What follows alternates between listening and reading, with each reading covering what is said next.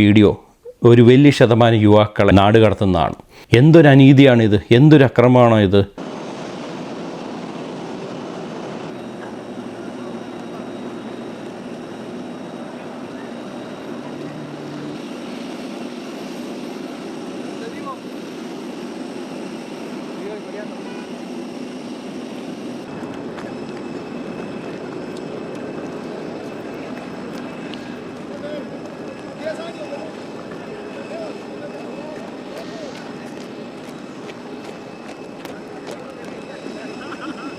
Están ustedes arribando al centro de personas retornadas del Instituto Guatemalteco de Migración. Hoy es 27 de diciembre, son las 12:45 del mediodía.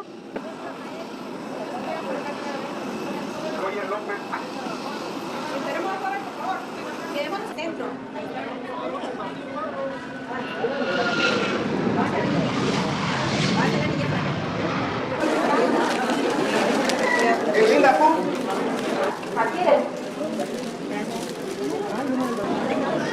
Nati Ramírez.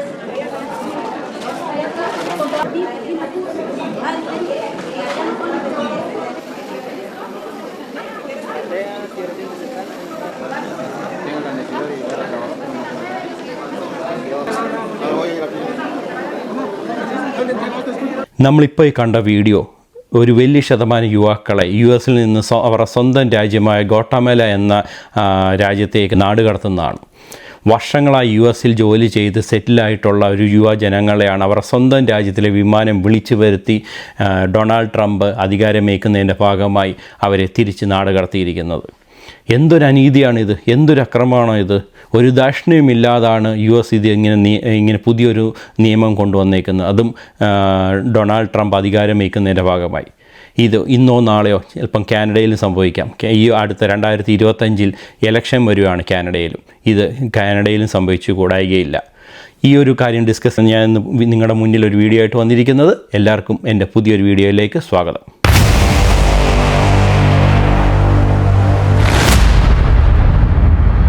നമുക്ക് കാനഡയിലെ 2 കാലഘട്ടമായിട്ട് വിഭജിക്കാം.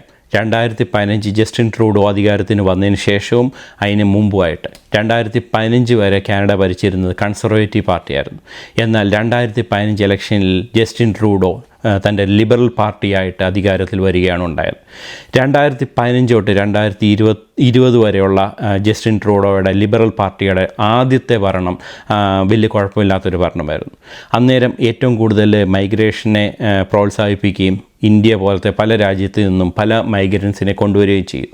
നമുക്കറിയാം Canada എന്ന് പറഞ്ഞ രാജ്യത്ത് migrants ഇല്ലാതെ ഒരു രീതിയിലുള്ള ഡെവലപ്മെൻറ്റും സാധ്യമല്ല. കാരണം ഇവിടെയുള്ള ആൾക്കാർ വളരെ കുറവാണ്. ഇവിടെ ഉള്ളവരെല്ലാം കൂടുതലും പ്രായമുള്ളവരാണ്. മാത്രമല്ല കൊടും ശൈത്യമുള്ള ഈ രാജ്യത്ത് ഡെവലപ്മെൻറ്റ് വളരെയധികം ആവശ്യമായിട്ടുള്ളതാണ്. അങ്ങനെയുള്ള ആവശ്യങ്ങൾ സാധിക്കണമെങ്കിൽ പുറമേ നിന്നുള്ള ആൾക്കാർ വന്നേ പറ്റത്തുള്ളൂ. കാരണം ഇവിടുത്തെയുള്ള ആൾക്കാർ അതിന് അത്ര പര്യാപ്തരല്ല. കാരണം ഇതൊരു ലോകത്തിലെ രണ്ടാമത്തെ ഏറ്റവും വലിയ രാജ്യമാണ് കാനഡ എന്ന് പറയുന്നത്. അങ്ങനെയുള്ള ഒരു മുൻകരുതലൊക്കെ കണ്ടുകൊണ്ടാണ് ജസ്റ്റിൻ ട്രൂഡോ അധികാരത്തിലെത്തിയപ്പോൾ 2015 തൊട്ട് 2020 വരെ കാലഘട്ടത്തിൽ എക്സ്പ്രസ് എൻട്രി പോലത്തെ പ്രോഗ്രാം കൊണ്ടുവരികയും പല രാജ്യത്തു നിന്നുള്ള അർഹരായിട്ടുള്ള പല സ്കിൽഡ് ജോബേഴ്സും കാനഡയിൽ വരികയുണ്ടായി.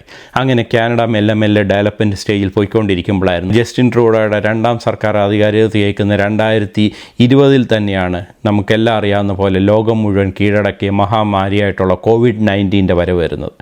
അങ്ങനെ COVID-19 കാനഡയും വല്ലാതെ വ്യാപിച്ചു. അങ്ങനെ ആ സമയത്ത് മൈഗ്രേഷൻ കംപ്ലീറ്റ് സ്റ്റോപ്പ് ചെയ്യുകയും ചെയ്തു ഗവൺമെൻറ്. ഓട്ടോമാറ്റിക്കായിട്ട് കാനഡയിലെ ഡെവലപ്മെൻറ്റ് എല്ലാ കമ്പനീസിൻ്റെ ഡെവലപ്മെൻറ്റ് കുറയുകയും പ്രൊഡക്ഷൻ കുറയുകയും ഒക്കെ ചെയ്തു. അപ്പോൾ കാനഡ വലിയൊരു സാമ്പത്തിക പ്രതിസന്ധിയിലേക്ക് കൂപ്പുകുത്താൻ പോകുന്നു എന്ന് കാനഡ സർക്കാർ മനസ്സിലാക്കിയതിൻ്റെ ഭാഗമായി ഇന്ത്യ പോലത്തെ രാജ്യങ്ങളിൽ നിന്നുള്ള സ്റ്റുഡൻസിനെ എടുക്കാൻ അവർ തീരുമാനമെടുക്കുകയാണ് ചെയ്തത്. ഒരു മുൻവിധിയില്ലാതെ എങ്ങനെയെങ്കിലും കാശ് കിട്ടിയാൽ മതി എന്നുള്ള ഒറ്റ ചിന്തയുടെ ഭാഗമായി ജസ്റ്റിൻ ട്രൂഡോ ഒരു ദീർഘവീക്ഷണം കൂടാതെ തന്നെ രാജ്യത്തു നിന്നുള്ള എല്ലാ സ്റ്റുഡൻസിനെയും കാനഡയിലേക്ക് വിളിച്ചു വരുത്തുകയും ഇവിടെയുള്ള കോളേജുകളെല്ലാം ഈസി ആയിട്ട് അതിൻ്റെ ആപ്ലിക്കേഷന് അപ്രൂവൽ സംഭവിക്കുകയാണ് ചെയ്തത്. പിന്നെ കോളേജുകൾ അവരുടെ സീറ്റിൻ്റെ എണ്ണം കൂട്ടുകയും ചെയ്തു. 50 സീറ്റ് ഉണ്ടായിരുന്ന പല കോളേജുകളും 100, 150, 200, 500 വരെ സീറ്റുകൾ കൂട്ടി ഒരു ക്ലാസ് റൂമിൽ നിൽക്കാൻ പറ്റാത്ത അത്ര ആൾക്കാരെ കുത്തി നിറച്ചിട്ട് അവർ ആപ്ലിക്കേഷൻ ഇന്ത്യയിൽ നിന്നും ചൈനയിൽ നിന്നൊക്കെ വിളിക്കാൻ തുടങ്ങി.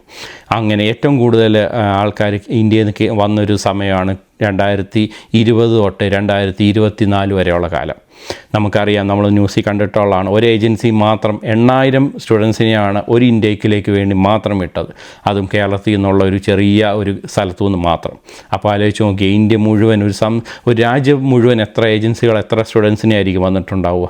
അങ്ങനെ കോടികളും ബില്യൺസും ട്രില്യൺസുമായിട്ടുള്ള കാശാണ്, ഡോളേഴ്സാണ് കാനഡയിൽ ഈ 2020 തൊട്ട് 2024 വരെയുള്ള കാലഘട്ടത്തിൽ കിട്ടിയത്.